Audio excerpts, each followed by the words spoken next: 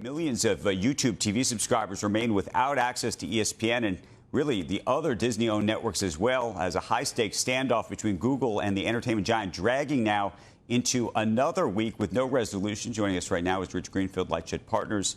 What does it mean, Rich? I don't even want to know what you think just of this particular fight. I want to know what you think that this fight represents in a larger way at this point. Well, I think what's really interesting is that we see carriage battles all the time, Andrew. I mean, your parent company, I mean, we've all lived through carriage battles for years and years. So they're not new. And, typically, they don't even go dark. But when they do, when you do end up in a blackout situation, usually within a few days, a week or two, these things are resolved. This probably gets resolved. But I think what's the important point for all of your viewers is there is something different here. For Disney, this is, the run rate. They probably get paid $18 a month by YouTube TV for all of the Disney suite of channels. So with 10 million subs, that's like $2 billion of revenue. That's 2% of Disney's revenues. Google, and they reported earnings last week, they do over $100 billion of revenue in a quarter. And certainly YouTube TV, I don't think there's any investor that's ever bought or sold Google based on YouTube TV. It's completely irrelevant to the Google story. So you have really different relative importances, and that's just different than how this is. Like when a Charter loses ESPN, everyone goes, how can Charter survive? There is not one investor going, God, is Google going to survive this? Well, I think what you're saying, therefore, Rich, is that Google has a lot more leverage over Disney than Disney does Google or any other cable outlet. Or a cable operator, that is. And therefore, what does that mean? Meaning, is Google going to be able to really, damage the margin that Disney has? And what does it say about future carriage deals, if that's where you're going with all of this? Yeah, look, I'm not sure this is purely over dollars. I mean, I think it's always about the money, to be fair, Andrew. But my guess is this has to do with more than just money, meaning this is, hey, can we create smaller bundles? Disney's working on now that Disney owns and has merged Hulu Live with Fubo TV, which just reported earnings this morning. They've created a sports bundle, a skinnier sports bundle. I have to believe YouTube TV wants the right to offer a sports-focused package that has a lot less of the other Disney networks included, not to mention other companies' networks, which has implications for the whole, media universe. I also have to believe they're focused on ingestion. So when you watch YouTube TV, can all of the content of ESPN be watched inside of YouTube TV, or do you have to still download the ESPN app in order to watch certain ESPN Plus or ESPN Unlimited content? These are all the complexities that go far beyond the specific dollars and cents. Right. And I think that's what Google's fighting for.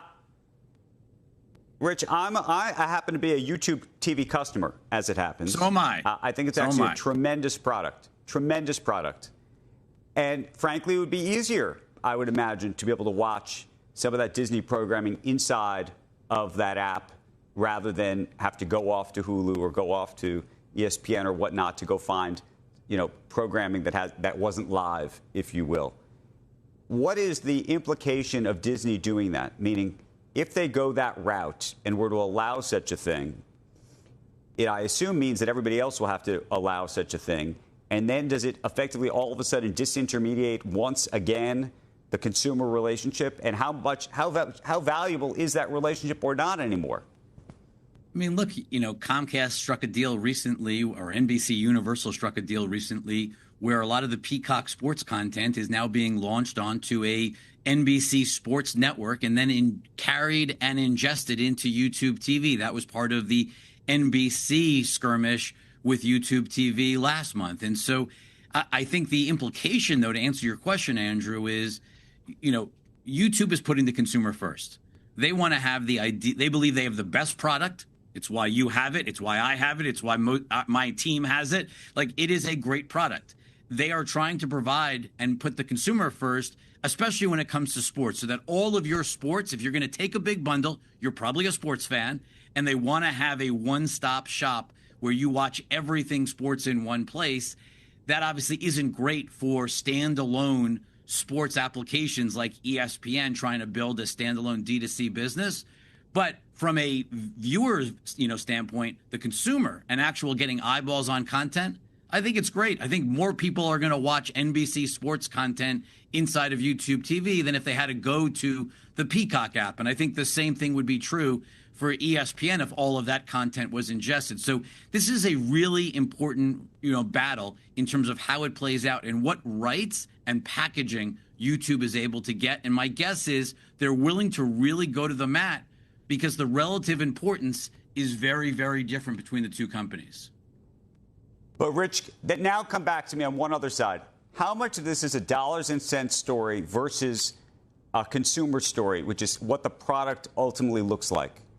And interestingly, the other last piece of this is Google, I would think, has an incentive to try to keep the bundle together, right? They want to support all of these content players, I would imagine, because that's the product that they are offering folks.